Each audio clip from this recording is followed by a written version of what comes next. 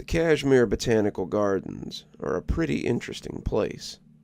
The gardens, despite being in the mountainous regions of Georgia, have a nearly constant temperature between 70 and 85 degrees.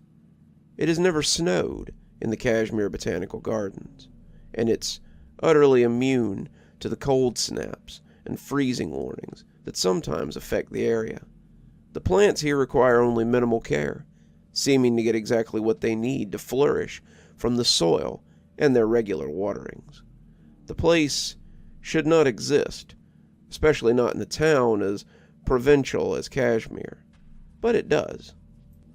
It's no secret either that 8 to 10 people disappear in the gardens every year. That's not to say they're killed. That's not to say they're abducted. What the park reports is that 8 to 10 people are reported missing to the park staff every year, and those people are passed on to the police and later to the FBI. None of them are ever found, none of their remains ever surface to be identified, and none of them are ever heard from again. They simply come into the park, sometimes with their families or friends or just by themselves, and they are never heard from again. The decorative ponds on the grounds have been dredged, the surrounding woods have been checked and rechecked, dogs have been brought in to smell them out, but no evidence of foul play is ever reported. Only 2 constants can be reported in these disappearances. The victims are always male, and the disappearances have always been between March 1st and September 15th. I only know these things because they're part of the new employee orientation. They tell the botanists, the visiting scientists, the groundskeepers to be careful. They've had staff reported missing as well, though I somehow doubt that they get reported to the police along with the others. We have to sign long release forms before we're hired that absolve the gardens of any wrongdoing should we disappear on the job. The owners are aware that strange things happen here, and they consider it a small price to pay for a botanical garden that seems to reside in an everlasting summer, even in the depths of winter. I, however, am no researcher, no botanist, not even a groundskeeper. I'm a member of their security staff. I started on day shift, 6 a.m. to 6 p.m., and the old guy they had me working with turned out to be a glorified desk clerk. Randy was 45 and clearly liked the cushy job he had. He was the embodiment of a rent-a-cop, soft-bodied, eternally sitting, and he let me know how it was going to be right off the bat. I man the security booth, answer the questions and file the reports. You maintain a secure presence around the park. Look sharp, kid. As you may or may not have heard, people have gone missing around here. Translation: you do all the walking, and I do all the easy stuff. So, for the next month, I walked my boot soles off as I toured the park. There was an electronic cart that the security was supposed to ride around in, but the battery was bad, and they'd never gotten around to changing it. So, I was left to make rounds with my flashlight, my ring of keys, and a radio that would get me little more than worthless acknowledgement. Every hour we were supposed to make a check of the grounds, but during the day I seemed to be constantly going from one problem to another. The garden played host to many people who came to see the beautiful displays and rare plants, but most of the others came simply to pass the time or get up to nonsense. Every day seemed to be another chance to break up nicking teens, stop people from touching the flowers, throw out people who came in to cause trouble, or to ask groups of tourists who were here to look into the mystery to stop trampling on the displays. That first month was hell, even for $25 an hour. In that time, though, I did see the pale lady. I was yelling at some tourists, one of whom was ankle-deep in the reflecting pool of lilies, when I looked up to see her. At first glance, I thought she was another tourist. I had just looked up to tell her to get back on the walking path, when I noticed her alabaster skin and unmoving posture. I felt a strange tremor run through my body as I looked at her, and I hardly noticed my wet socks and dripping boots as I led the tourists towards the front gate. After that, I found reasons to have my rounds take me to that particular pool. The Pale Lady was a statue that was gifted to the garden by Dr. Thurston, the head of the gardens, about 10 years ago. It sits out in the north reflecting pool, surrounded by water lilies, and is truly a work of art. The statue depicts a woman in a long, flowing robe, her hair unbound and hanging down around her back. She covers her face with a fan, her eyes staring out cat-like and playfully. The temperature around that pool is always summery, the water never so much as growing sluggish in the winter. The statue seems to be the epicenter of the good weather that surrounds the garden, and management has made it the centerpiece of the garden. I asked Randall about the statue, and he just shrugged and turned the page on his magazine. Thing's creepy. I remember having to work nights when I first started, and that pond was my least favorite spot to walk. I always felt like it was watching me. I'm pretty sure that it wasn't there a few times. Carl can say what he likes, but something off about that statue. I asked him for more, but he looked up from his hot rod mag to ask me if I didn't have something better to do. When I showed up the following day to find a brand new officer learning the ropes from Randy, it appeared that I did. Carl says you're on night shift now. Didn't he call you? No. What happened to the night guy? Who knows? He just abandoned his post. Mark was always kind of flaky. I nodded, but couldn't help feeling a little skeptical. Mark had been flaky, but he still had alimony to pay. No one walked away from a $25 an hour job where most of your shift was spent sitting on ass. He was working the night shift, sitting in the booth from 6 p.m. to 6 a.m., and his relief had come in the next morning to find him gone. The camera showed him leaving the booth at around 4 o'clock, getting on his appointed rounds. He walked off towards the north reflecting pool at 4:10, and after that, who could say? No trace had ever been found of him, and I guess they decided I'd be a good fit for it. One phone call later to confirm, and I took myself back home to get ready for that night. I had never worked the night shift at the garden, as I mentioned, so I wasn't really sure what to expect. I knew it was a position I'd be filling by myself, and I was a little excited about that. From what Carl had told me on the phone, it was mostly a lot of watching cameras and making sure I hit my hourly rounds.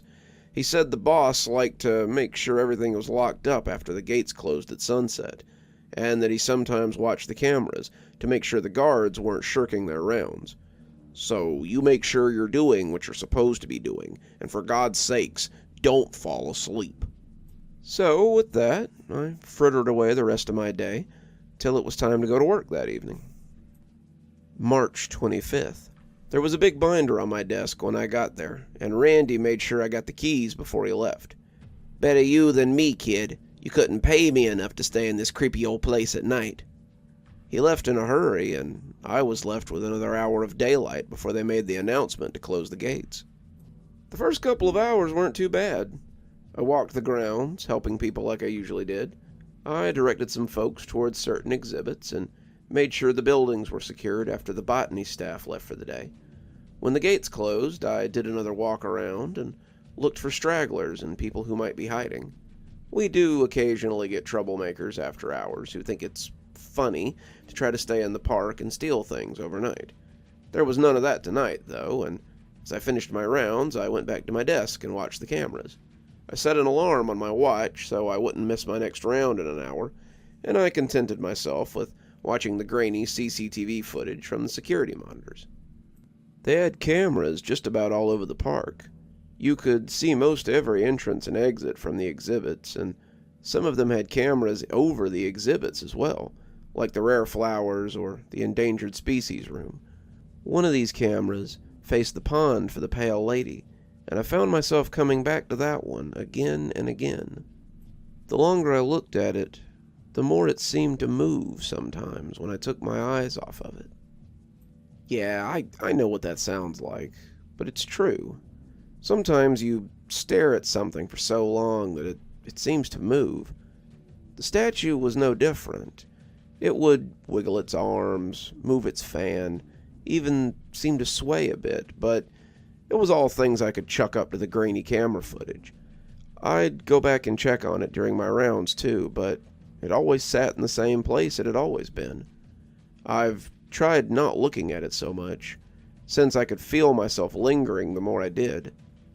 There was just something about it that pulled me towards it, and I worried that one night I might walk into the reflecting pool and sink in the mud. I can't really say the weirdness started on the first night, but by the third night, I knew something was weird around the Botanical Garden. March 26th. It was just a little thing. Nothing really weird, nothing worth reporting, but definitely worth writing about. Between 1 a.m. and 1:15 a.m., the Pale Lady statue disappeared. I was listening to the radio and watching the monitors. I had just tipped a cup of coffee to my lips when I scrolled past that particular monitor. I had got it from the vending machine by the office, and it tasted like mud water. Still, it was better than nothing if I was going to stay up all these late nights. I was cycling through the cameras, here a rare plant, there a pool of lilies, and when I came to the statue, I had to scroll it back to make sure of what I was seeing. I scrolled forward and back a couple of times to make sure it wasn't a bug or some kind of electrical failure. But after 5 minutes, I couldn't find any reason for the error. The statue was just gone. I wasn't too worried at first. I mean, it was a statue. Where was it going to go? I kind of thought it might be some sort of electrical problem after all, but couldn't figure out why it would disappear just the statue. So I grabbed my mag light and brought my coffee with me and went to go check it out. I was due for a round in about 10 minutes anyway, so I supposed I'd just started a little bit early. The Pale Lady's lily pond is towards the middle part of the round, so I found my way around the rest of the exhibits as I came towards that particular spot. It was about 1:12 when I got to her pond, and I expected that I would show my flashlight into the willows out there and find her still on her pedestal. Seeing the area, I checked around the pond and her pedestal, but the camera hadn't lied. The statue was gone. I immediately started looking around for clues. The statue wasn't cheap, at least I figured it wasn't, and if it came up missing and I couldn't find it, I was likely going to get fired. I checked for footprints, since someone had clearly gone into the pond to get it, and for signs of entry over the wall, since they would have had to get in here somehow. I had just completed my search, finding nothing, when I heard a weird grating noise. If you've ever heard kids playing with sidewalk chalk, it's about all I can equate it to. It sounded like someone pushing chalk over concrete, except the volume on it was about 100 times what I was used to. I turned around, trying to see what had made the noise, and I kind of figured it might be somebody trying to quietly move the statue. I expected to see a couple of guys nearby, the statue between them as they pulled and pushed on it, and I pulled out my phone so I could call the cops if that was what it was.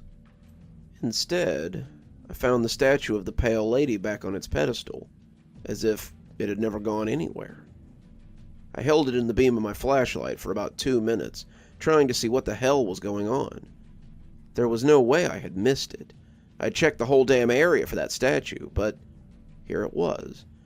I made another pass around the pond, looking for clues or anything that might tell me what had happened. After 30 minutes, I realized I wasn't going to find anything, and made my way back to the booth. I pulled out a report to write it up, but by the time my alarm went off for my next round, I realized I hadn't written anything. What was there to write? Was I going to tell Carl that I thought the statue had gone only to find out that it had been there the whole time? I'd sound like a lunatic. Best case scenario, they would laugh at me and call it nighttime jitters. So, I decided not to report it. The rest of my night went by pretty quietly. March 27th. When I came in for my next shift after a day off, Randy seemed genuinely happy to see me for the first time ever. Wasn't sure you were going to be here or not. Some of the new guys leave after their first night and never come back. Kinda glad you didn't run off. You seem more stable than the rest of them, he added. After that business a couple of nights ago, I kept a careful watch over the statue. I kept a little record, too, which is what you're probably reading here. Just something for my own peace of mind so I could prove I wasn't losing it.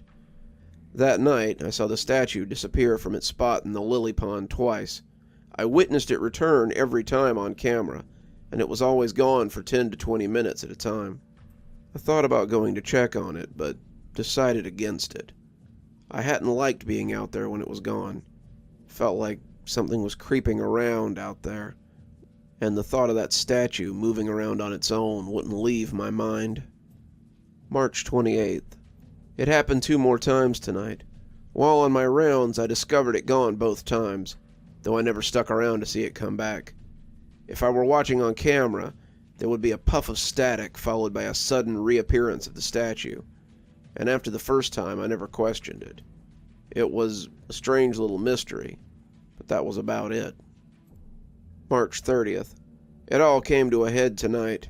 Tonight, I met someone on my rounds, and I have to believe that it was the Pale Lady. She had lured me into a false sense of security by staying put Saturday night. I usually noticed her gone between 1 and 5 a.m., so when Saturday came and went with her still in her lily pond, I began to doubt the experience of the week. It was my first week of night shifts. Maybe I was just seeing things, jumping at shadows. I went home and slept, waking up fresher than I had in days, and spent most of the night without so much as a hiccup.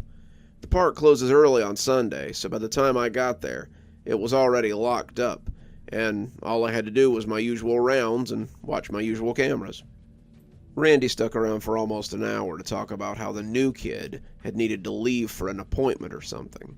He was a little miffed because he had had to do rounds for the last 3 hours by himself, and he didn't feel that someone with his kind of time in should have to do things like that. I listened and pretended to be sympathetic, while I felt it was his comeuppance for being a lazy ass. "What kind of appointment would you have on a Sunday anyway? I tell you, kids today are so lazy and unreliable." It was just starting to get dark when he left for the day, and after that it was just me and the quiet, empty gardens. The next 6 hours seemed to drag by. I sat in the security booth and listened to the radio mostly.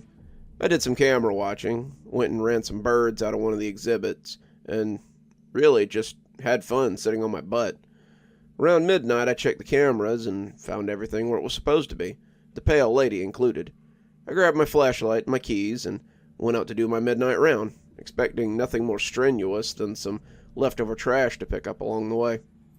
I was just coming around the edge of an exhibit when I saw something further up the path. I guess saw wasn't the right word.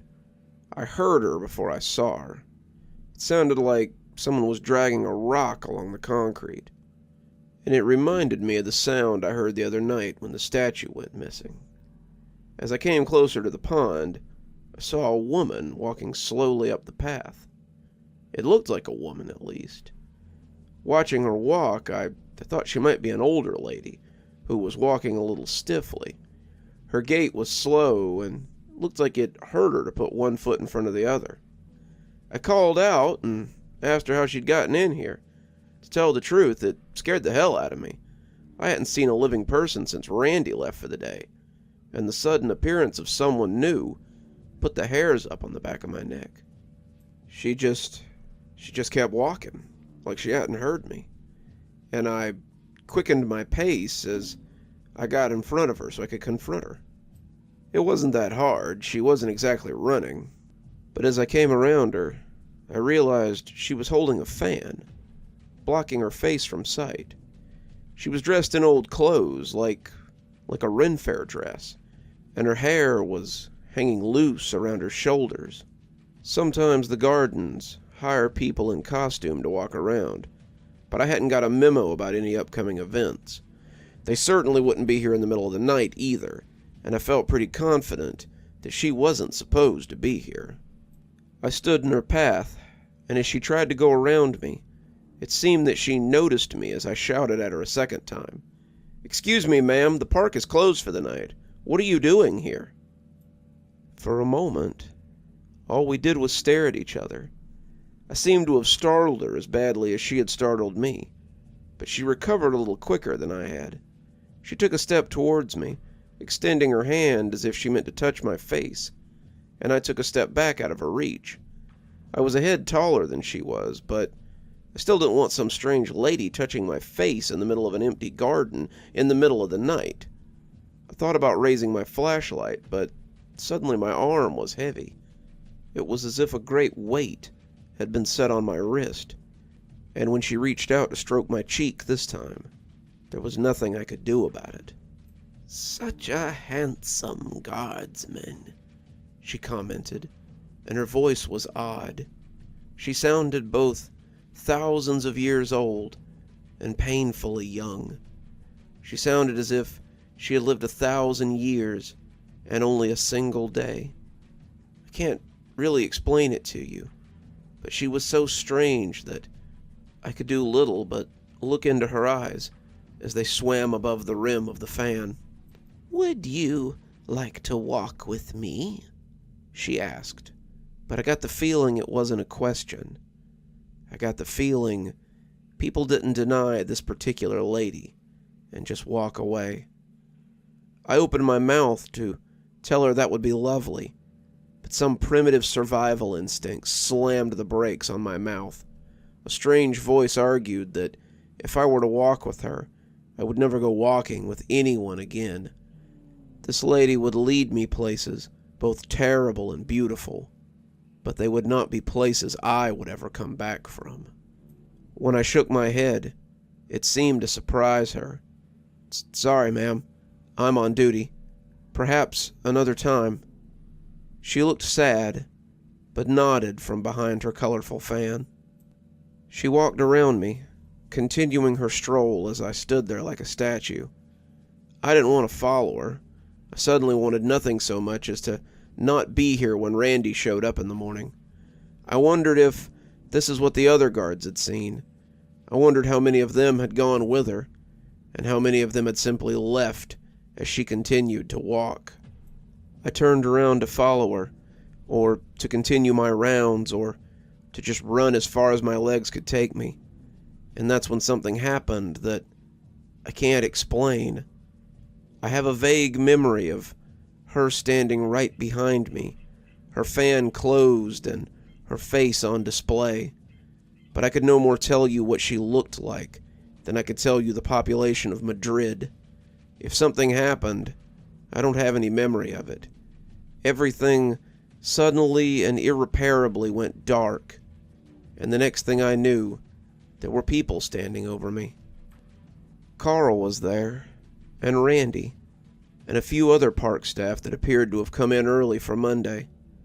Someone was shining a light in my eyes, and it made me squint as I came back to myself. The park had an EMT on standby, but it appeared that it was too early for him. The guy looked like an outside paramedic, and as I came around, he turned the light off and nodded. "How are you feeling, sir?"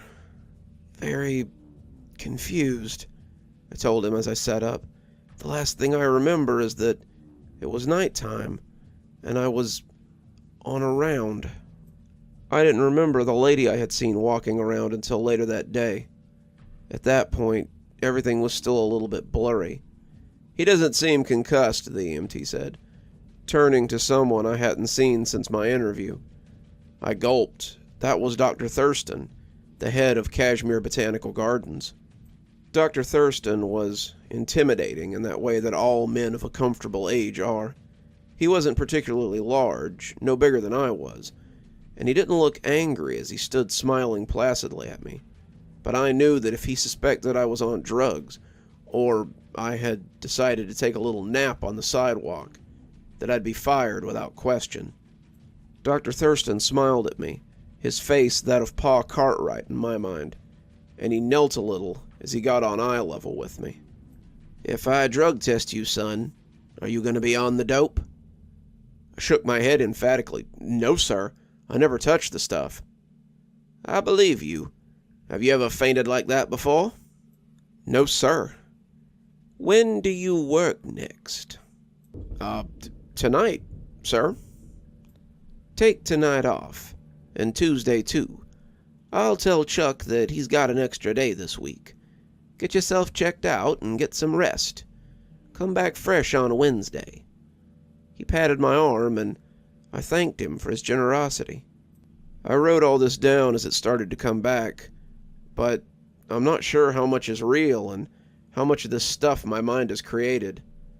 I'll continue to keep this journal, just in case other weirdness happens. I can't afford to quit my job at the gardens, but there's definitely something strange going on. The pale lady seems to be at the heart of it. I know I saw her walking around, but when I asked Randy what they found on the footage, he said it was all static until after midnight.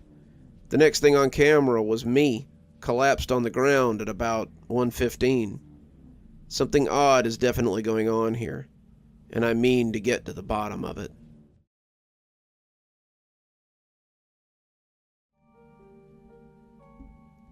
I was awoken Tuesday morning by a call from Carl. I'd been sleeping poorly, my dreams filled with the strange lady I had encountered on my rounds that night. The more I studied her, the more I came to believe that she was the statue from the pond. But that was crazy. Statues didn't just get up and walk around on their own.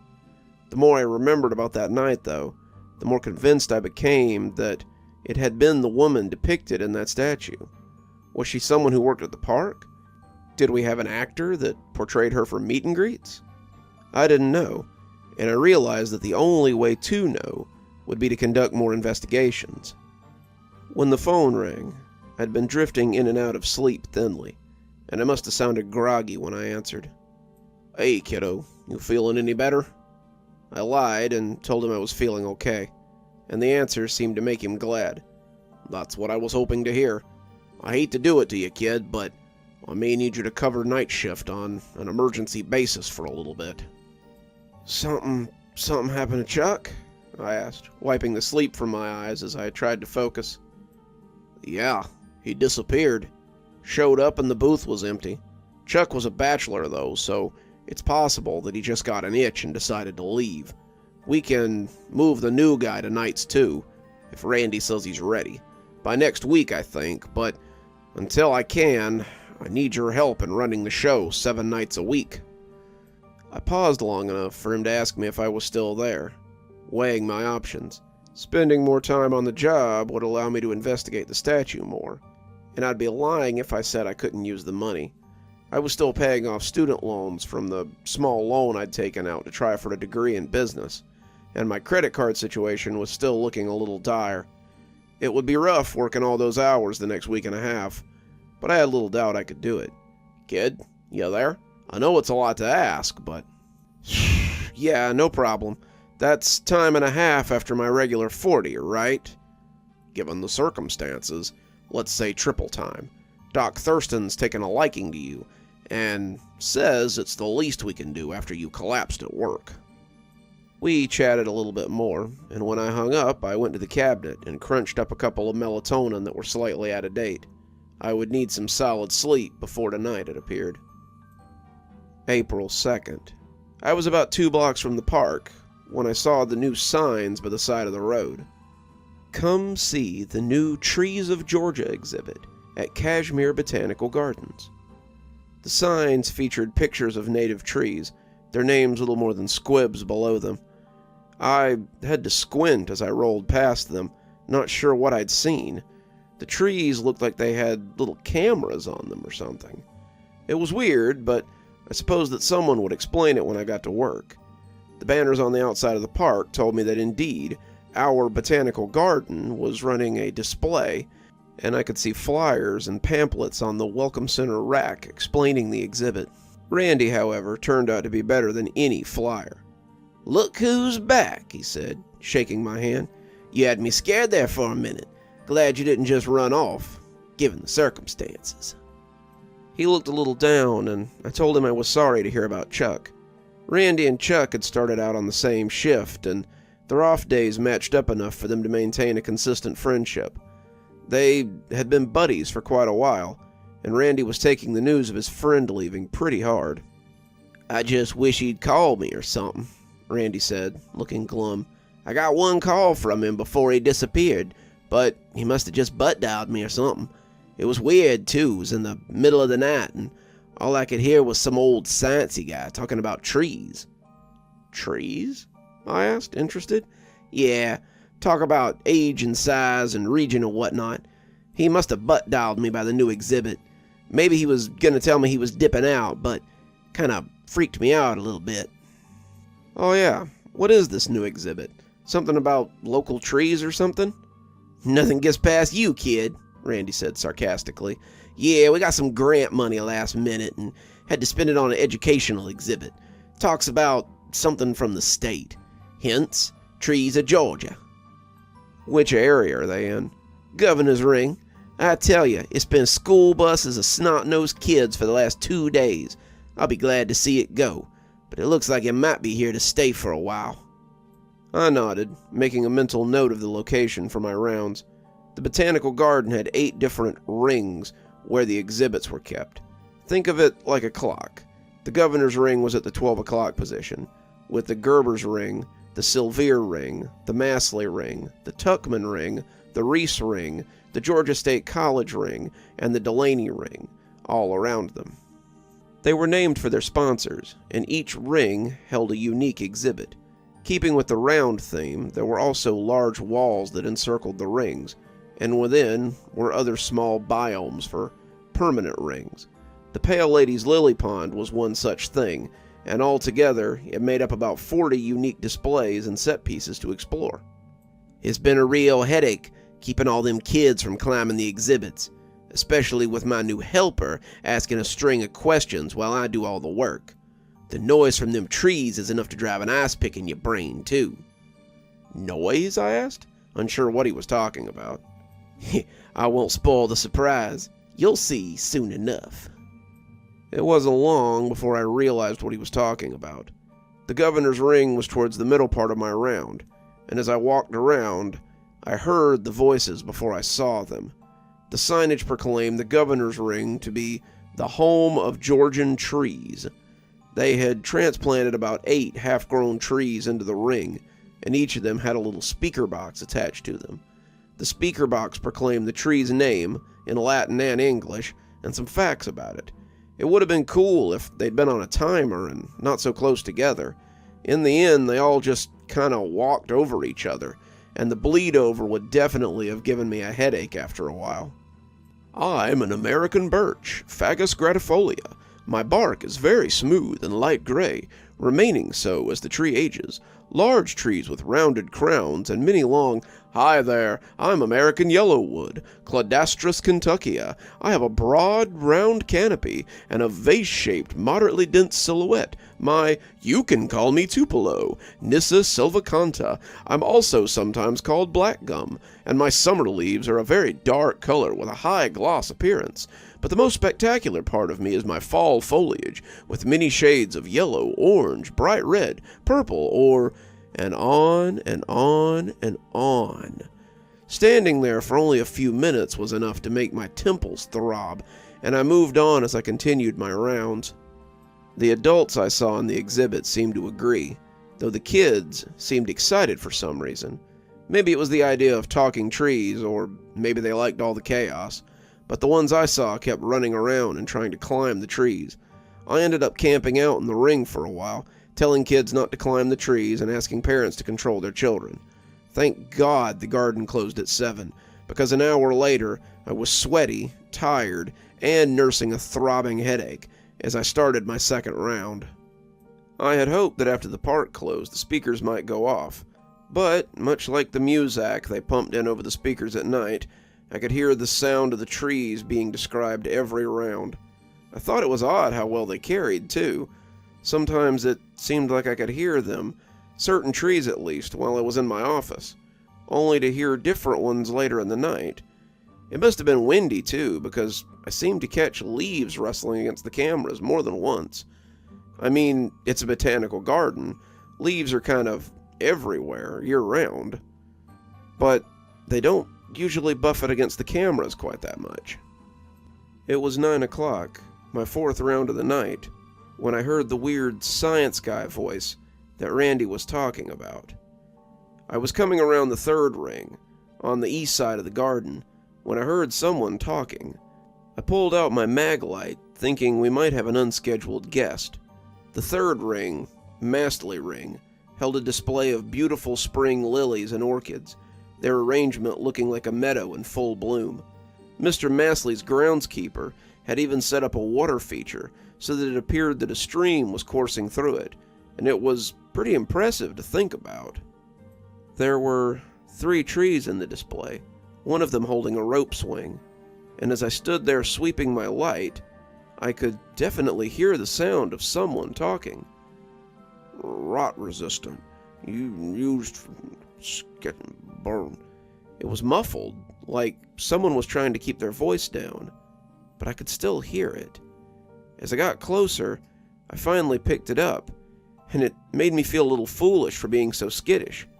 "I am a bald cypress, Taxidermius discontinuum. I am valued for my rot-resistant wood that is often used in caskets, cabinets, and boat building. I can be found in—" I switched the light off and kept walking. It was just some blowback from the tree exhibit. I made a note to talk to maintenance about maybe turning them down a little at night, as I made my way through the 4th ring, which was decorated in a lush jungle plant scene, and housed several very believable taxidermy animals from Mr. Silvier's personal collection.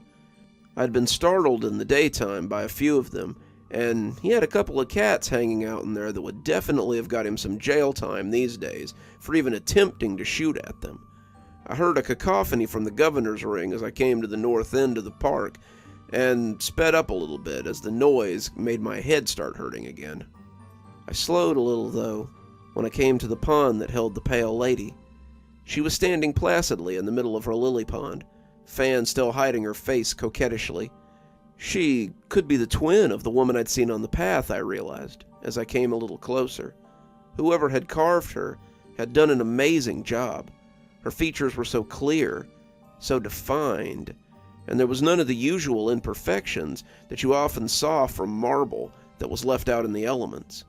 She was free of dirt and bird splatter, free of moss or mold, and she stood like an alabaster angel in the— I jumped back as my shoe registered wetness.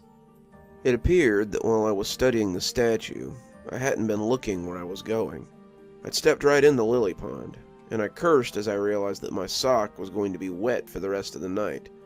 I tromped the remainder of my round quickly, shoe squishing with every step, and when I got back to my office, I took off the shoe and wrung my sock out as much as possible. I laid it out to dry across the corner of the desk, but as I was turning to inspect my shoe, I caught a huge something from the corner of my eye on one of the cameras. It was a blink-and-you'll-miss-it kind of moment, but whatever had moved in front of it had been enormous. It was the cameras over by the 4th ring, Silvier's ring, and it had blotted out the whole lens as it moved past. Well, not necessarily, I reflected.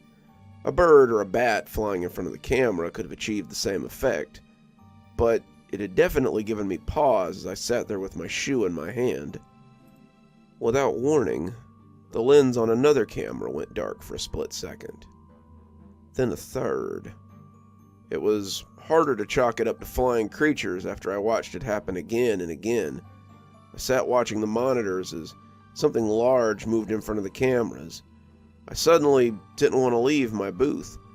If it was something really big, then the concrete cubicle wouldn't offer me much protection. But it was like hiding under your blankets when you're a kid. You know it won't save you from the monsters, but it makes you feel better. I jumped when the alarm on my watch went off and told me that 45 minutes had passed. I realized it was time for another perimeter walk. I looked at the door the same way I looked at the closet door when I was a kid. Out there was where the monsters were, real or imaginary. If I went out there, it could get me. And that was when I had to remind myself that I was an adult. I had a job to do. I wasn't about to get fired because I'd seen a shadow and wet my pants. I put my shoe back on and walked out to start my round. I had barely come out of the booth when I started hearing the light sound of monotonous droning. I could hear voices coming from every direction, getting louder and closer. I refused to look behind me. I would not look behind me. I kept repeating it as the voices got closer. If I ignored them, maybe they would go away. It was just the wind anyway. The boxes were connected to the trees, for God's sakes. Trees don't move. My pace quickened as I rounded the third ring, but when my flashlight fell on the idyllic scene, I felt it slip out of my hand and tumble to the pavement. The bulb popped like corn in a pan, and I was left in semi-darkness. The spring scene had only 2 trees now, the poplar and the oak with the swing on it. The third one was gone. There had definitely been 3 trees there earlier. I remembered them. They'd been sitting symmetrically, and the scene had made sense with 3. But I remembered now that 3 was wrong. There had always been 2, at least before tonight. I cast my memory back to the month I'd been here and realized that was true. So where had the third tree gone? "I'm your local chestnut oak." I spun in place as the shadow of the tree fell on me, stumbling back and tripping over the low fence of the exhibit. "I am a deciduous native tree that reaches 50 to 60 feet in height and has an equal spread when growing in the open." I had thought them half grown when I'd seen them, but even then they were larger than I was. The oak stood about 18 feet high and was broader through the middle than nearly 2 of me. The base, which had been wrapped in wet burlap sack, had burst as the tree's roots capered out like living legs. It was scooting towards me on those agile limbs, the wooden behemoth groaning as it lumbered along, and I raised my hands up over my head as I expected to be smashed into a red paste, when it simply rolled unseeingly over me. Even now, the strangeness of the situation was made all the stranger as the calm, educated voice of the chestnut oak continued to spit out facts about itself. It felt almost foolish that my last moment on Earth would be filled with descriptions of leaves and the possible width and breadth of this lush giant. When I wasn't immediately dealt with, however, I opened my eyes and saw the tree departing in a cloud of facts about temperature zones and blooming seasons. It was heading deeper into the garden, and I think even then I knew where it was going. I picked up my flashlight as soon as I could get my heart into something like a normal beat pattern, and headed after it. The light was useless, the bulb having burst, but I suppose that if I met any normal-sized attackers, I could always use it like a club. I think I wanted it out of some strange sense of security as well. The flashlight, the radio, the keys, they were all part of my uniform, and if I had them all, then nothing bad could happen to me, right? It's odd, the talismanic effect of our things sometimes. The tree wasn't hard to follow, but as I kept a safe distance behind it, I began to realize that it wasn't alone. The voices began to converge as we walked, and the oak was joined by a beech and a cypress, finally by the young black gum. This may sound comical somehow, a bunch of trees moving together on tentacles of living root, but it was all I could do to keep myself following them. The creaking of their legs, the groaning of wooden bodies not meant to move, the rustling of leaves as they fell in droves, and the yammer of the informational tapes that walked across each other in a hellish chorus was enough to leave my skin crawling and my brain ready to join it on a nice stroll away from here. I put my hands to my ears as we neared the destination, and when I saw the lily pond, my suspicions were confirmed. The 8 sturdy trees, others already present, stood around the small pond in a similar formation to the 8 rings of the Botanical Garden. All of them seemed to kneel as much as something without knees could kneel, and I watched as the huge moon seemed to put the statue in a spotlight as they bent before it. The marble figure held court over them, a delegation of trees come to plead their case before the pale lady. As I watched, the statue began to move. Dust began to fall from the arms. The fan slid away to reveal a face that grinned impishly. She looked two-faced from here. her features expertly chiseled into the marble, and as one side of her face twisted up in an infernal grin, the other pulled down in a rictus of a snarl.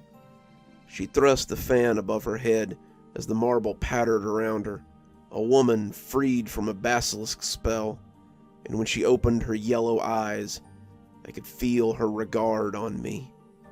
I ran then, my shoes squeaking a little on the pavement as I took flight.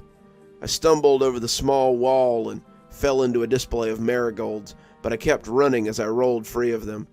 I could still hear that hateful chorus, their facts now simply heralds of their gargantuan protectors, but they seemed to be getting further away. It didn't matter. I was glad they weren't chasing me, but my only concern was getting as far from them and that pale lady as possible. When I saw the guard shack coming up, I ran inside and pushed the door closed behind me, leaning against it as I panted like a dog. I was safe, but for how long? I went to the cameras looking for anything that could prove I wasn't just hallucinating. If I'd caught them on camera, I could show Randy in the morning and prove that this wasn't some practical joke. I could show it to Carl and Dr. Thurston. I could let them know what was happening after hours, and they'd be able to do something about it. The cameras looked so still and normal that it took me a few minutes to realize they were frozen. They had lost connection just as I stepped out from my circuit of the park, and I could see myself standing motionlessly as I crept from my hole like a scared mouse. I reset the system, but the data was lost, and the cameras stayed frozen for the rest of the night. I called Carl, the poor guy sounding like he was having an amazing sleep, and told him what had happened. He said it happened sometimes, and recommended that I press the network button when I remembered to, and be careful while I was on my rounds. Can't think of why anyone would want to break into a botanical garden, but if they do, the cameras won't be much help. I laughed. It wasn't something breaking in that I was worried about. It was the things that were already there. I skipped a few rounds that night. I'm not ashamed of it. I was too scared to risk going out again, and as the sun began to peek up over the horizon, the cameras suddenly snapped back to life. It was eerie how well it synced with 5 o'clock, and from my booth I could see that every tree was back where it was supposed to be in the governor's ring, and the pale lady was still on her little island out in the lily pond. I reported to this journal as Randy arrived for the day. I didn't bother submitting an actual report. Doesn't seem as if it goes anywhere anyway. I need proof if I'm to do anything about this. I need to find out just what the hell this is.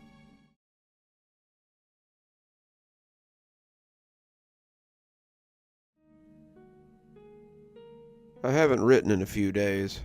I wanted to be sure that I had something worth writing about before I did. I think I saw Chuck tonight.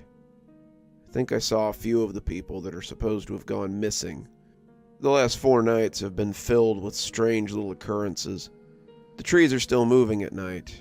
I can hear their voice boxes, but they seem to be taking great pains to avoid me.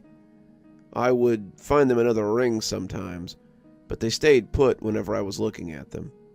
We'd come to a silent agreement that I wouldn't bother them if they didn't bother me. The weirdness started with a series of strange thefts. I had just gotten to sleep the day after the incident with the trees when I got a call from Carl, the security supervisor. "Hey, sorry to wake you. Did you happen to see anyone in the park last night?" I started to tell him about the trees. It was on the tip of my tongue to tell him everything, but instead I told him I hadn't seen another person till Randy got there that morning. "Sucks that the cameras went out. The groundskeepers are saying that they're missing 2 bags of concrete." "Concrete?" I asked, barely awake as I tried to get my wits about me. It had taken several hours to get to a point where I could sleep, and I was beginning to think I wasn't going to get any before work that night. The sleeping pills had made me extremely groggy, though, and I was having trouble following the conversation. "Yeah, 2 bags and a wheelbarrow. Keep an eye peeled tonight, all right? If someone's sneaking in and messing with the cameras so they can steal things, I'd like it to stop. Told him I'd keep an eye peeled and hung up before rolling over to go back to bed. That night, there was a folder sitting on the desk of the security detail office. Randy tapped it when I came in and looked at me with a worried stare. Carl was here for like half an hour. He says the guys in maintenance are missing some stuff. Yeah, I said with a nod. He told me earlier. Whole bunch of concrete or something, right? More'n that now. They're missing wheelbarrows, garden tools, and a whole bunch of weed killer for some reason. Who the hell would steal that much weed killer, I asked, as I took the folder and looked inside. Randy hadn't been joking. Someone had stolen almost 20 gallons of industrial weed killer. It was the kind that could kill damn near anything, weeds included. Something like that used at the wrong time could really mess this place up. I don't know. Carl says keep an eye on the cameras tonight. If they go out again, he wants to know about it immediately. Call him on his cell, even if it wakes him up, he says. Dr. Thurston's pretty upset about all this. Apparently there hasn't been a real theft at the Botanical Gardens in quite some time. He left then, and I got my equipment on so I could start doing my nightly checks. I'd just gotten to the lily pond on my first check of the night when, as if summoned by his name, I saw Dr. Thurston standing around the edge of the pond. He was alone, the guests no more than a few oldsters taking a last walk before they left, and as I came up, he seemed lost in thought. He was mumbling to himself, all while keeping an eye on the pale lady. They seemed to be having a very intense conversation, and whatever he was hearing back, he didn't seem to like it. "Not gonna let you ruin this place for me," I heard him say, just as I came up beside him. "Dr. Thurston?" He jumped, as if a goose had walked over his grave, but he was all smiles when he turned back to look at me. "You gave me quite a fright," he said. "How were you settling into night shift? Had any more trouble with fainting spells?" "No, sir. It's okay, I guess. Awful spooky around here at night, though. Always seems like I can hear voices and catch shadows late at night." Dr. Thurston chuckled. "I imagine some of that might change once those damn trees are gone. They weren't my first choice, but the educational grant money we got for hosting them has more than helped us pick up some bills around here. They do make quite a caterwauling." He went back to looking at the pale lady, and I joined him in silence for a few minutes before he asked me a strange question. "Is she one of the shadows you see sometimes?" I didn't know how to respond. Would he believe me if I told him that I thought the lady statue prowled around at night? He laughed again, putting an old hand on my shoulder. "I'm just teasing, boy. You know, this statue was my contribution to the gardens when I became the director 10 years ago." "I had no idea, sir." He looked back at the statue, but his face was an odd mix of pride and contempt. "My father had been a lover of horticulture and biology. He'd been something of a botanist himself, you see, scouring the world for strange plants and odd flora. He claimed to have found the statue in an old temple somewhere in deepest India. He brought it home and put it in his own garden and said that it made his plants bloom as the summer never ended. He may have loved the statue, but I lived in fear of it. When he died, I could no longer stand to have that strange statue looking at me whenever I walked the grounds of his estate. So I brought it here, so whatever strange energy it has could benefit the Botanical Gardens. I'm grateful to whatever effect it has on this place, but I still have a great deal of fear and respect for it." He left shortly thereafter, and I continued my rounds as I made ready to close the gardens for another day. The first few nights weren't so bad. I felt watched as I made my rounds, and I caught sight of things out of the corner of my eyes. The trees, thankfully, did not move again, but something was moving in the Botanical Gardens.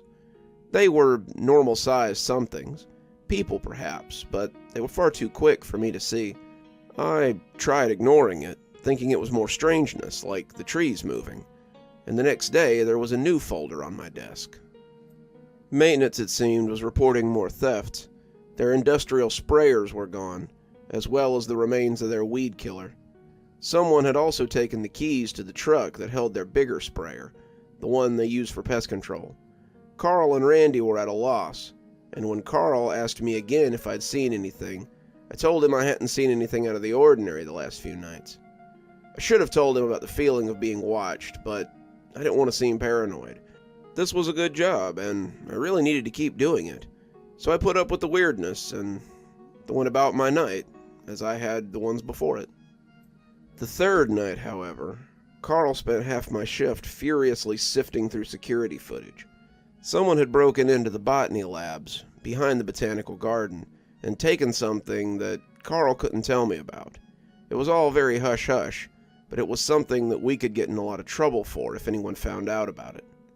The techs signed non-disclosure agreements before they started working on it. It was for a company that would prefer not to be mentioned either. If someone stole it, and the company found out, we could be in for a lot of trouble, and a lot of fines. He left around midnight, having found nothing on the camera besides the occasional bursts of static. The weirdest thing to me was that, in all this time, I'd only run into the lady as she took her evening walk once. I knew that she moved around at night, but I had seen her in her pond pretty much constantly. Don't misunderstand. I didn't want to see her again. Running into her was really the last thing I wanted. But I was intrigued by her intentions and what interest she had in the gardens. After Dr. Thurston's story, I began to wonder if maybe his father really had found something magical in India. Some old totem to a harvest goddess? Or maybe something darker. There was no new report when I came in tonight, but there was certainly something to see. Randy was in high spirits when I came in. He handed me a cup of coffee, sweetened just the way I liked it, and told me how everything had been where it was supposed to be when he'd gotten here this morning. Not that the stolen things had magically returned. We were all still under the spotlight for that experimental thing that had gone missing. But nothing new had been added to the list today, so that was good. I guess maybe the heat had gotten a little too high for whoever kept breaking in. Maybe they found somewhere a little cooler to do their burglaries at. I nodded, hoping so. I really hoped I wouldn't have to spend all night looking over my shoulder for whoever had been following me. It was making me a bit paranoid, and that kind of thing will eat at you after a while. I said goodnight to Randy, and after the park was closed, I mostly did rounds and watched cameras. It was only a matter of time before they started blaming me for these nighttime burglaries, and I really wanted to catch something so I could redeem myself just a little bit. As if on cue, I started seeing things dart in and out of the cameras. It was similar to the flashes of static that I saw when the statue moved, but these were definitely movements. Creatures that looked vaguely human would move at the edge of the camera, a little too quick for me to see. Still, my eyes found them. I grabbed my flashlight and decided to go investigate. I knew there wasn't much I could do if they'd come in a group, but maybe just the realization that they weren't alone would be enough to scare them off. I moved quietly through the dark gardens, the overhead lamps creating little islands of light in the murky blackness. I could hear something, but I wasn't immediately sure what it was.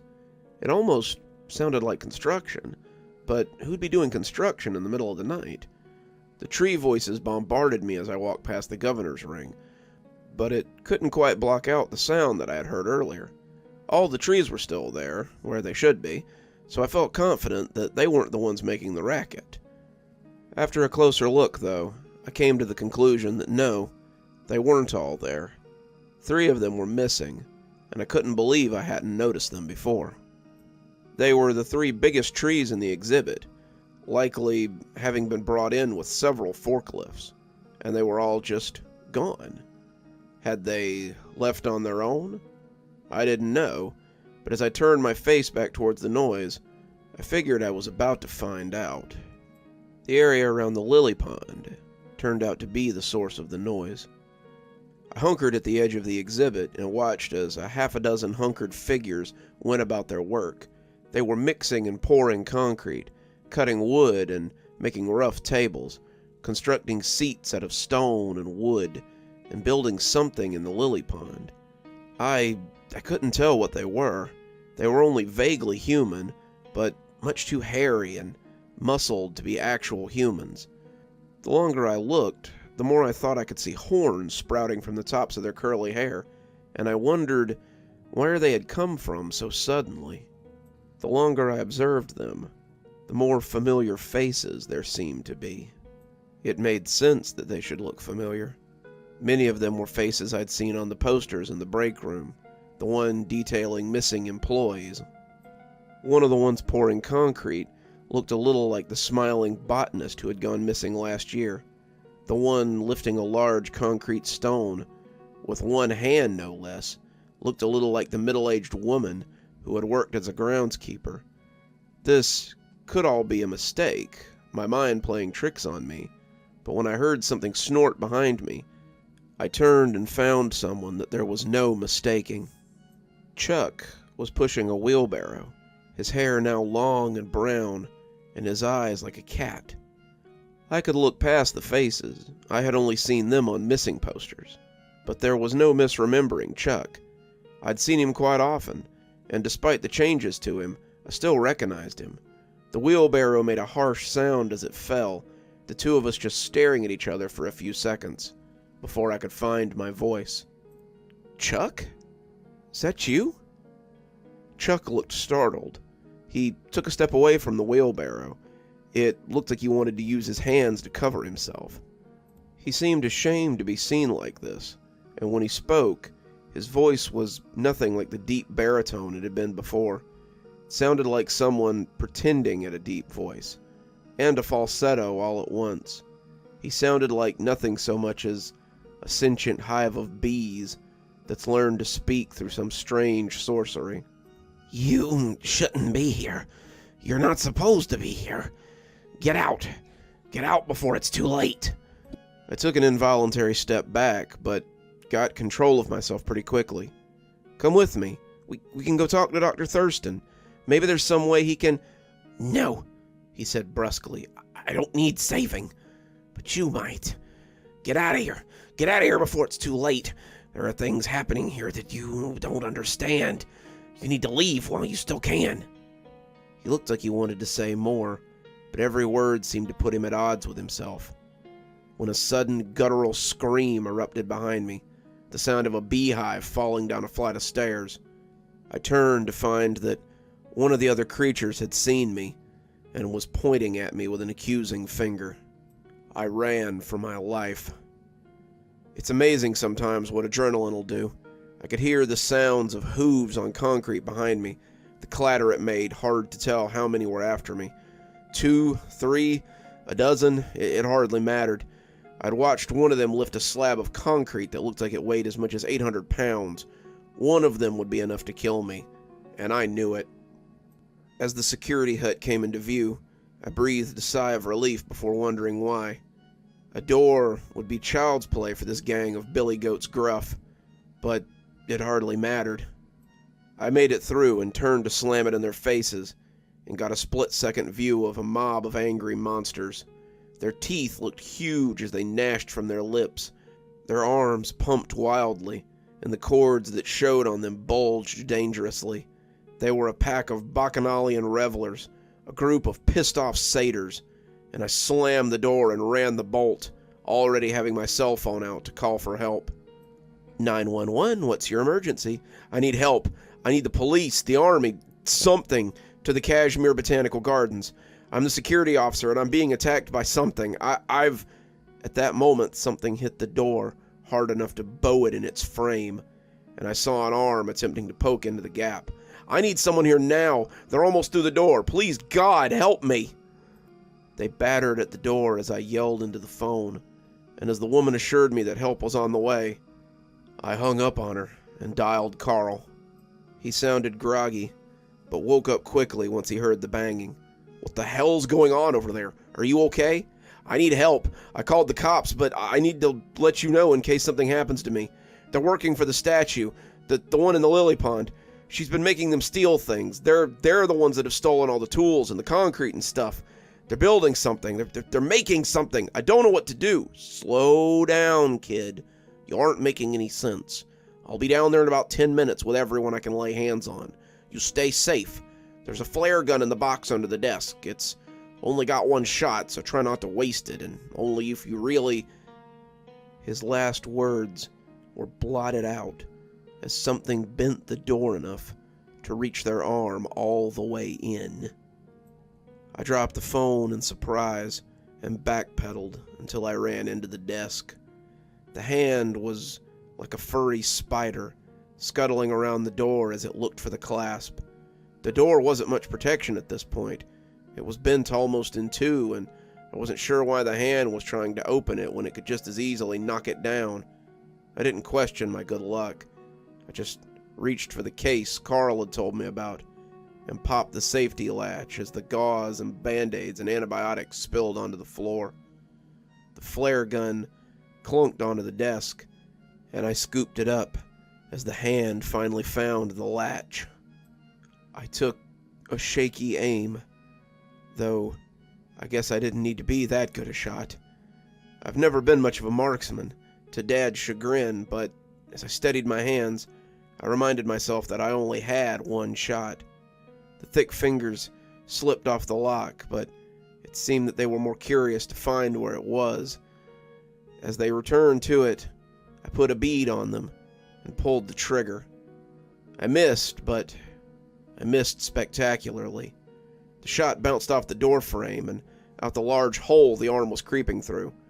I heard a sound that was part goat bleating and part angry bee swarm, and the arm came out as whatever it was attached to beated itself and bellowed. It was joined by the clatter of hooves and the other plaintive cries, and I began to wonder what I would do if the hand came snaking back through that crack again. Luckily for me, I didn't have to find out. As the blue and red lights filled my vision, the creatures took flight. They clattered back down the sidewalk and away from the guard station as swiftly as they had arrived. I sat on the floor, flare gun still in my hand, and could do little but try to make my teeth stop chattering. I'd never felt closer to death in my life, and my breath tried to catch itself as I wondered if it was really over. When the police announced themselves and called out for security staff, I dropped the flare gun and told them I was here. As it turned out, the EMT was the same one from the other day. "We gotta stop meeting like this," he said. "People are gonna talk, you know." In my current state, I didn't even register the joke. The police had helped me out of the smashed booth and deposited me with the ambulance as they went to check the park. I'd been sitting dutifully on the stretcher, letting him examine me for about 15 minutes, when the headlights of an SUV pinned us both in place. The EMT looked a little nervous as the doors opened, and 4 others climbed out. Was this some new trick by the pale lady, or was it more cops showing up after the fact? To my surprise, it was Carl, Randy, and the new kid, Gabe. At the head of them was Dr. Thurston. They approached the ambulance, and as Carl asked the EMT about my status, Dr. Thurston brought his very old face very close to mine. He seemed to be looking for something, and when he didn't find it, he calmed, and his usual smile emerged like an autumn sunrise. "Tell me true, boy. Did she make you drink anything? Did you eat anything? Did you take anything from her?"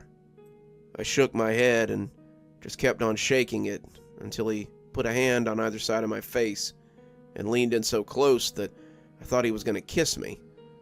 After a few minutes, he leaned away again. "He's just scared, Carl. I don't think she's gotten a hold of him."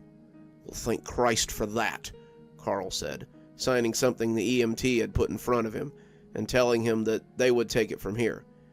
"Gabriel, go tell the police that we're taking the security guard to Dr. Thurston's office. If they have any more questions, they can find us there." Gabe nodded, but Carl stuck out a hand before he could go tearing off. "And don't run, for God's sake. These cops are going to be tense enough without you spooking them. Come on, kid," he said, putting an arm under me and helping me up. "Tell us the whole story."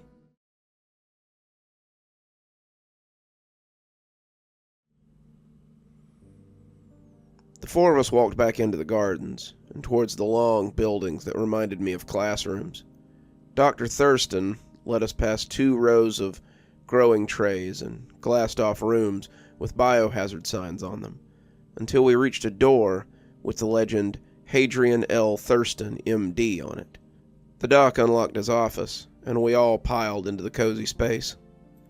It was bigger than our security cubicle, but not by much. Most of the space was taken up by bookshelves and the mahogany desk that Thurston planted himself behind. Carl stood at his right, and I took a seat across from him, as Randy leaned against the wall near the door. Randy looked tired and unhappy to be there, but I guess when Carl called you, you answered your phone. I don't think I've ever talked a lot about Carl. He's a big bald guy, muscular through the chest, and he's got tattoos on his arm that lead me to believe he might have been in the Navy or the Marines. He wore a handgun on his hip like it had grown there, and I could see the strap of some kind of rifle over his shoulder. The glasses he wore always looked a little fake, like a set piece to make him look approachable. And as he crossed his arms over his chest and looked at me, I felt like a kid who's gotten called to the principal's office. "So," Dr. Thurston said, "you've met the Brandylow." "The what?" I asked, the words sounding furry in my mouth. "The Brandylow, the Pale Lady's servants. She uses them as her soldiers and emissaries, but their numbers are usually low. We normally only have to fight 4 or 5 of them, and usually not till summer. We were going to ease you into that part of the job, but it appears you'll have to be thrown in with both feet. She's gathering power again, it seems, and rather than just sacrificing her followers, she appears to be recruiting them." "Wait, you knew she was kidnapping people?" Carl looked ashamed, but Thurston's mouth turned down in a sullen grimace. "It was never very many, and it brought on the constant summers that make the gardens thrive. Usually only takes about 8 or 10 a year, and we're up to 8 already, spring just beginning. This has gone on long enough, and if we don't act now, we may never have another chance. It may be too late already, but I hope not." He turned his full attention back to me, and his regard was more than a little uncomfortable. "Tell me what you saw. Don't leave out anything. If we have to go to war with this thing, I need all the information I can get." So, I told him what I knew, and by the time I was done, Gabe had come back. He interrupted my telling as he came into the office, talking about how the police hadn't been able to find anything, but Thurston shushed him so he could go on. When I finished my story, the old man looked thoughtful. "They are further along than I'd thought they would be. She's been planning this for years, drawing her power and placating me even as she makes her plans to escape." "Sir, what's she planning?" Carl asked. "They're building her a conduit. Whatever those old priests, or whatever they were, did to keep her locked inside that statue, she's trying to break it. She wants to walk the material plane again, and who could blame her?" He looked up at Carl, assessing him for a long moment. "Can we get any more help?" Carl scratched his chin, seeming to run through their options. "Harlow and his boys said they wouldn't help us after last year's debacle. Romeo owes me a favor, but it will take weeks to get him and his unit here without raising suspicion. Russell and his Minutemen could be persuaded, but it would take grease, and lots of it." Thurston nodded, his smile returning, though it looked strained. "Sounds like we might be on our own this year, then. Might be time to come up with another plan, I suppose." Carl shrugged. "We've held out with less. You and I held that island one year, as I recall." Thurston cackled. "Yes, but we were both 5 years younger then." He turned back to me, but I believe he was assessing all 3 of us, as his blue eyes bore into the troops he had. "I won't lie, boys. What we're suggesting will be dangerous. This is nothing like what we've faced in the past, and we all might very well become sacrifices for her to step over. If that's the case, then that's the case, I suppose. But I won't ask the rest of you to throw your lives away. If you stand with Carl and I I can promise you both that the garden will never forget what you've done. I'll never forget what you've done," he said, putting emphasis on the last. "I'm in," Randall said, and I was surprised at how fast he agreed. He didn't even know what he was going to be asked to do. Or did he, I thought to myself. Randall had been here for a few years at least, like Chuck. Maybe this wasn't the first time he'd had to do things like this. I looked at him to try to get some clarity on what exactly was going on here, but he didn't seem to want to look me in the eye. I took it to mean this wasn't his first rodeo, and told the doc that I was in too. Gabe didn't take much convincing after that. He was young and wanted to be seen as an equal. With that, Dr. Thurston had his devotees. The doc smiled, pulling a pad of paper over as he detailed his plan.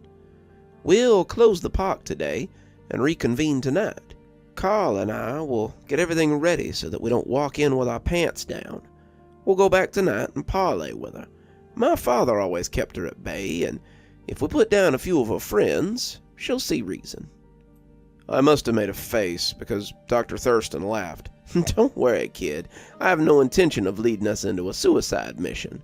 I've got a trick up my sleeve, something that kept my father from succumbing to her little pets for decades. We'll put on a show of force, let her know who's boss, and the status quo will be maintained. Everyone get some sleep and meet at the gate at midnight. We'll get ready and go hold court and be open again for the weekend. She's had her pound of flesh this year, and it's time that came to an end." We dispersed after that, daylight mere hours away. Carl and Dr. Thurston stayed to make plans as Gabe and Randy and I left to go get the latter's SUV.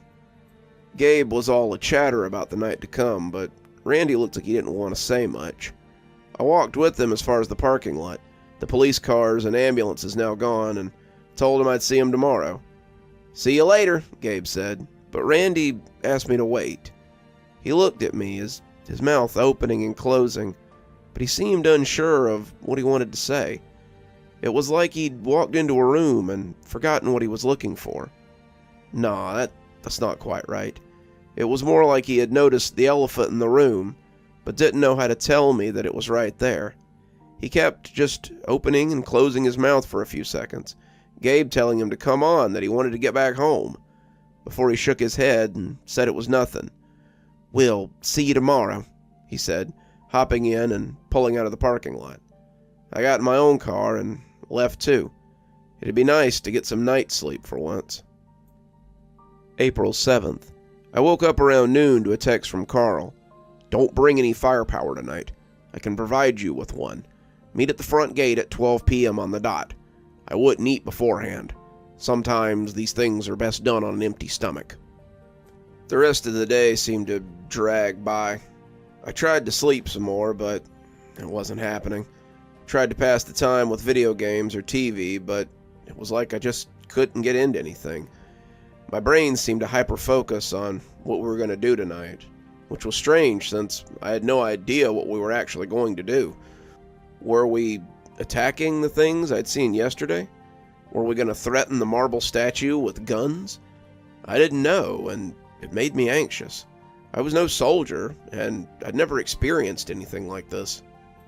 When it finally got dark, I got in my car and drove to the Botanical Gardens. It was 7:30, but I couldn't stand to be in my house anymore. Despite Carl's warning, I stopped for fast food on the way. It was a sucky last meal, but it was comforting somehow.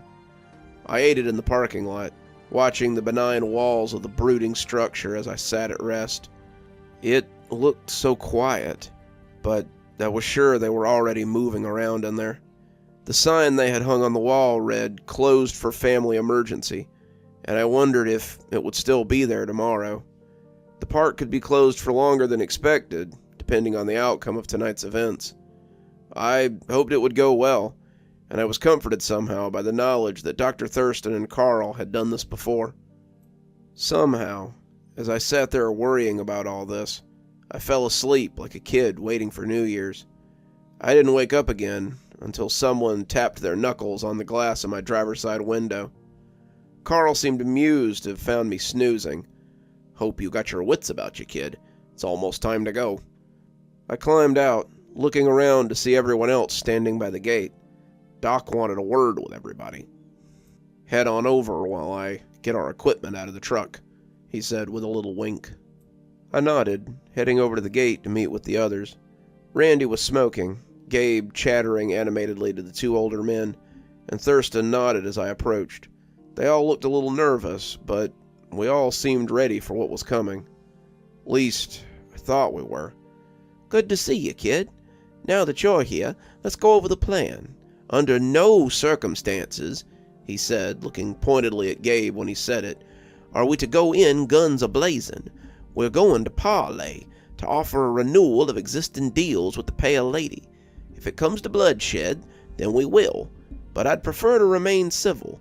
She's been willing to talk the last few times, and I want to keep the lines of communication open. Randy, you take up the rear with Carl. Kid, you take up my side. Gabe, catch my other side. We'll head in and get this done so we can all be fresh when we open tomorrow."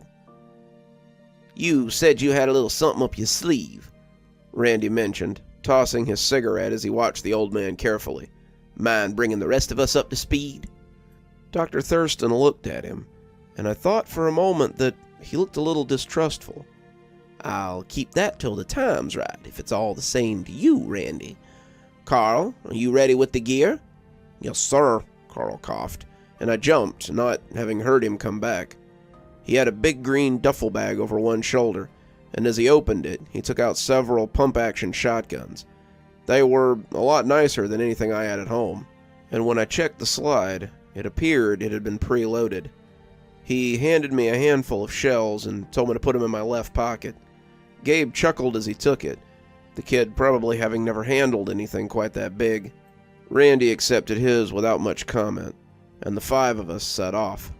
The park was quieter than usual, the muzak gone and the water features silent. It took a few minutes to put my finger on it, but I realized that the trees had been silenced as well.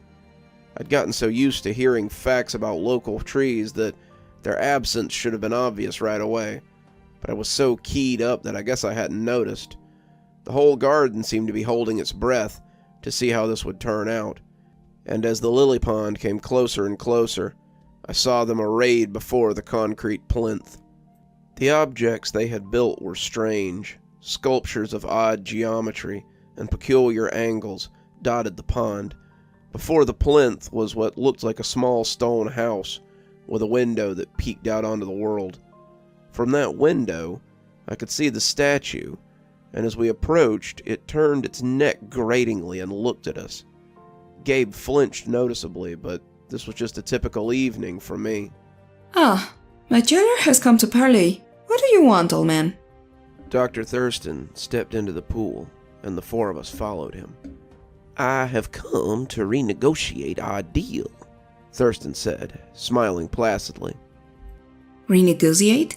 The deal was 10 years, and then I would walk the plane again. I have kept my end of the bargain, but like all humans, you are grasping.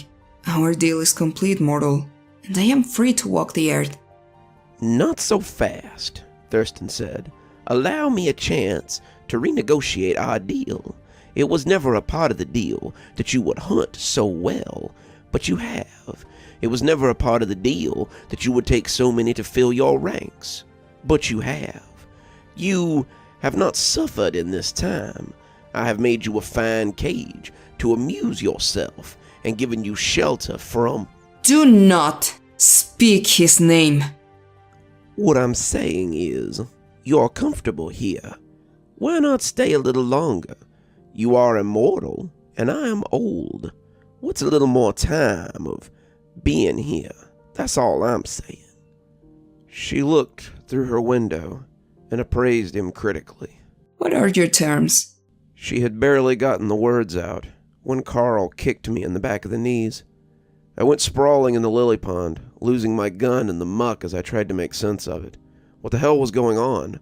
Carl was on me then, forcing my hands behind my back as he held me in place.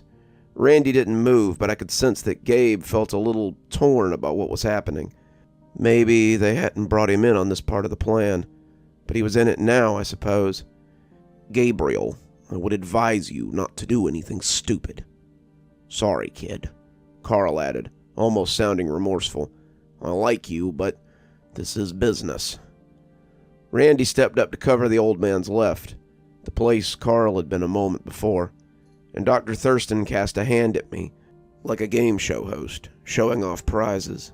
Meat from my table, just as I have always offered, if you will keep our deal for another year.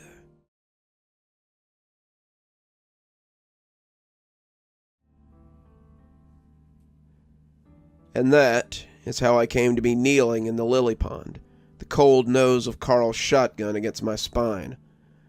I could see little between my wet bangs, other than the pale lady as she looked down on the five of us, as though we were about to put on a show for her amusement. Carl didn't hold me cruelly at gunpoint, but I was hardly in any position to thank him. The creatures around us, the brandy-low, I supposed, looked on with interest, but I had eyes only for the lady. I hadn't much cared for the phrase, meat from my table, and I felt pretty sure I was about to discover more than I ever wanted to know. The pale lady stepped out of the small window she'd been looking from, and until I saw it, I would have said such a thing was impossible. It was like a doll stepping from the window of a dollhouse and becoming a real person before your eyes. I heard the doctor gasp as she stepped out over the water, the roots from beneath it, lily stalks and cords of watergrass, rising to catch her feet and creating a stare for her as she came closer to the group. She was dressed as she had been on the night I'd seen her, and her young old face looked at odds with itself. She smiled as she paused halfway down the steps, and Thurston looked a little unsure of himself. His shaking legs were making ripples that I was likely the only one to see. And if I choose to refuse your generous offer, what would you do then, boy? I have my servants to call me, just as he does. And my time at your knees over. As she took another step, however, she halted, as if she'd stepped on a rock. Dr. Thurston seemed to get a little of his courage back, as his hand slipped into his pocket. I was afraid you might say that. My father spent years telling me you were nothing but a benevolent goddess, a creature of magic and light. But I knew better. He said he found you in a beautiful garden, but I researched that place.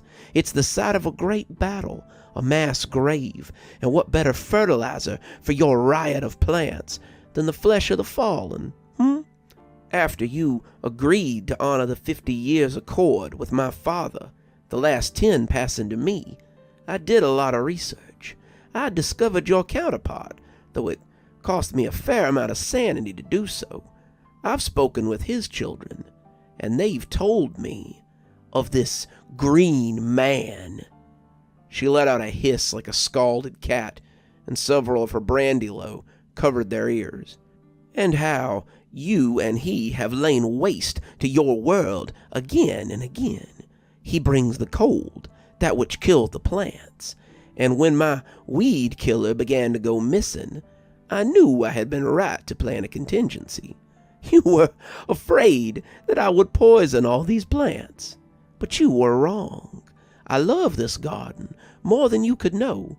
Many of these plants came from my father's own garden, years of crossbreeding and cataloging that are now the only record of him left. I would sooner smash your totem and see this garden ravaged by winter than pick a petal from a single flower. You thought the worst of me, he said, sliding his trump card from his pocket. But I also thought the worst of you. In his hand, steam rising as it undoubtedly burned his skin, was an icicle as large as a blacksmith's hammer. It did not drip like its inferior cousins. It did not so much as dampen the outside of his coat pocket. His hand shook a little as he held it, but his face was set in a pronounced smirk of victory. He didn't look like Pa Cartwright now. He reminded me more of Gargamel as he held up his latest plot to destroy the Smurfs. The effect it had on the lady was sudden and immediate. Her lips skinned back from her teeth, her pretty face looking more like a moray eel. Her eyes became the no color of lilies, her skin the milk white of an orchid, and her hands became the talons of a harpy. She was furious, the hatred baking from her, but she was also powerless to do anything in the face of that smoking ice slab. You dare? You dare? You would dare treat me with hard size? You foolish simian. I should drag you below this pond and let you see the faces of the other fools that went before you. I am summer. I am spring. Your forebears once called me Titania and worshipped me as goddess. I have been alive since time immemorial, and I have never been insulted so by one such as you. Good to know I left an impression. Now, shall we talk terms? Thurston asked, taking a step forward. This ice pop is a little cold, but I'm sure it could be colder if I were to throw it into this little pond. She had taken a step away as he stepped forward, hiding her face behind her hands as he taunted her. Even so, I couldn't miss the smile those nightmare teeth attempted to hide. Even in my current state, I wanted to tell him to watch out. But Dr. Thurston's comeuppance didn't come from the lady on the island. When Randy turned, it sounded like a bomb went off when he pulled the trigger. The icicle shattered into 1,000 pieces, right along with the good doctor's wrinkled old hand. Dr. Thurston screamed in agony, falling to his knees as he cradled his stump. Even occupied as he was, I felt Carl spring into action. He tried to bring his own gun to bear, but it was fouled behind him. He stopped leaning on me long enough to jerk it around to the front, but when I leaned back hard and crashed into his leg, he wobbled and his shot went high. Randy had no such handicap, and when he fired, I thought I was free for half a heartbeat. When my back registered hot coals beneath the skin, however, I realized that Carl's stomach wasn't the only thing that had been shredded. Even wounded, Carl tried to get a last shot off at his killer. His shaking hand, the one that wasn't holding his guts in, had brought the gun up stutteringly. He was trying to get a bead on Randy, the barrel shaking badly, when Randy worked the slide and evaporated him from the nose up. The gory remains of our chief of security fell into the pool, the red beginning to tinge the water around him. Gabe looked shocked, his gun turning like he hadn't a clue who to shoot. When Randy put a hand on it and slid it out of his hand, Gabe seemed almost relieved. Don't be stupid, kid. It's over. The question now is whether or not you'll play for the winning team. I heard all this blearily. I'd fallen over at some point, and I wasn't really sure I could get up. The water felt nice on my back, and as my blood ran into it, I started to wonder if I was going to die too. He doesn't look so good, Gabe said, the two coming to stand over me. I think he caught some of that buckshot. Nothing gets past you, kid, I mumbled weakly. Randy laughed. Yeah, that, Gabe? Looks like you the new kid now. Come on, he said, helping me up. As I left the water, I was aware of that white-hot pain in my back and nearly passed out. I could hear my blood as it pattered into the pond, and my vision was getting a little blurry around the edges. Miserable traitors, Dr. Thurston said, cradling his hand. How long have you been under her control, Randall? Not long, he answered, keeping a bead on the old man as he threw an arm under me to keep me upright. Chuck came to me a couple of nights ago, told me about her. He told me her plans and told me I could be on the right side of history, or dead at the bottom of the lily pond. Sorry, Doc. I choose life. You have no idea what you've done, he muttered. But as her shadow fell across us, we all looked up to see her standing on a walkway of plant life. She was radiant, like a spring dawn, but I understood that she could be cruel, like the hottest summer day imaginable. You have done me good service. For that, I raise you to the head of my knights, here within my dismay.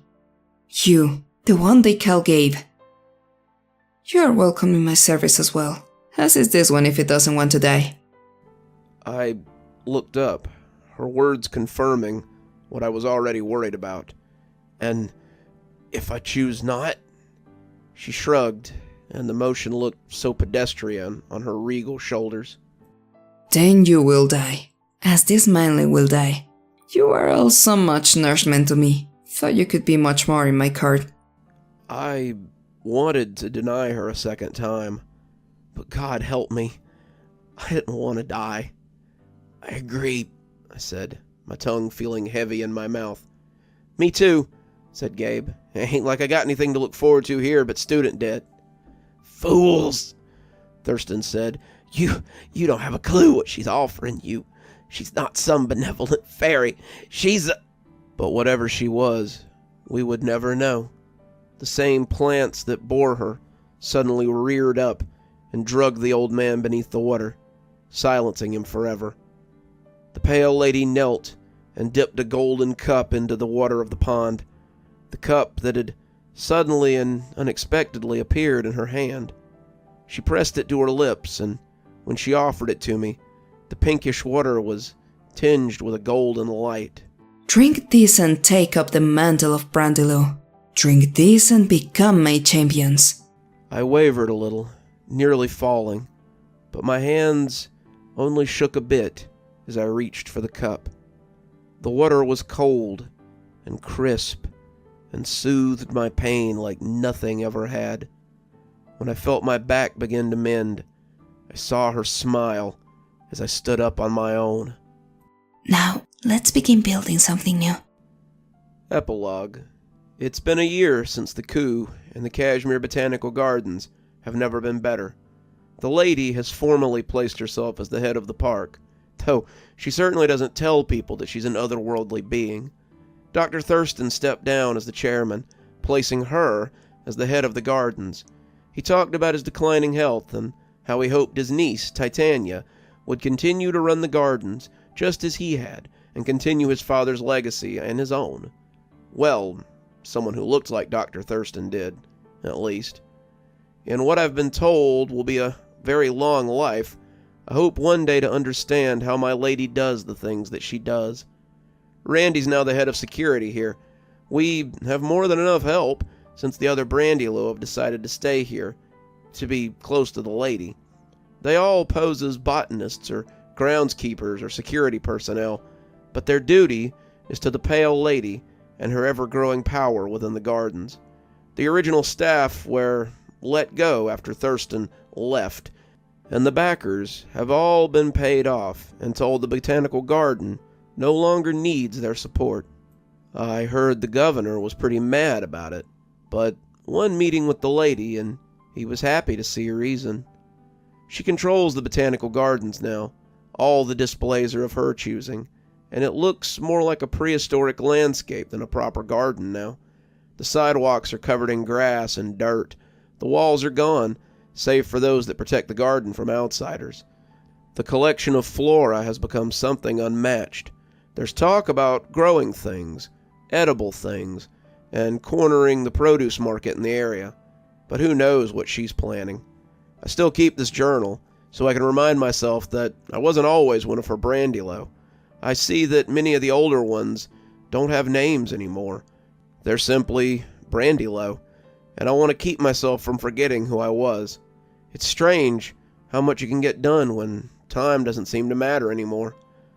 So, when you find yourself in Cashmere, come see the Botanical Gardens. They're unlike anything you've ever seen, I guarantee it. But be warned, people still go missing from the gardens. The disappearances have remained the same, but they still occur. Who's to say that you may not get a better look at the garden's mysterious benefactor than you ever could have imagined? You're still here. I'm glad to see you've made it all the way through 5 nights of the Cashmere Botanical Gardens. I wasn't sure you would. I thought we might have some mysterious disappearances of our own.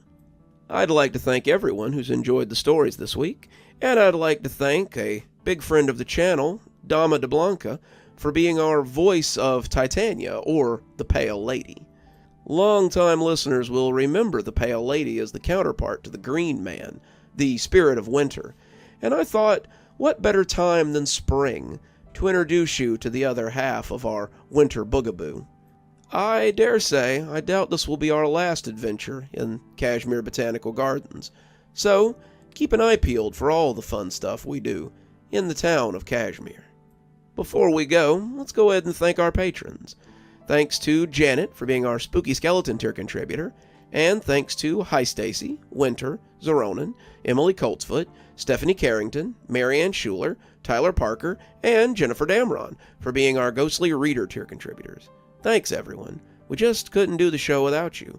If you'd like to support the show in some sort of monetized way, why not come down to Patreon? We have several tiers. I'm sure you'll find something to amuse you. For $10 a month, you can join my Ghostly Reader tier and get a signed copy of my book anytime I write one on your doorstep. If you'd just prefer to buy a book, I've got an Amazon link below that'll take you to my profile that has all 6 of my books on there, and if you'd like me to sign them, let me know. I'm sure we can work something out. However you support the show, whether it's by buying books or watching ads or just by being here, know that I appreciate you and everything you do for this channel's health. And as always, thanks for stopping by. Dr. Plague, signing off. Have a wonderful evening.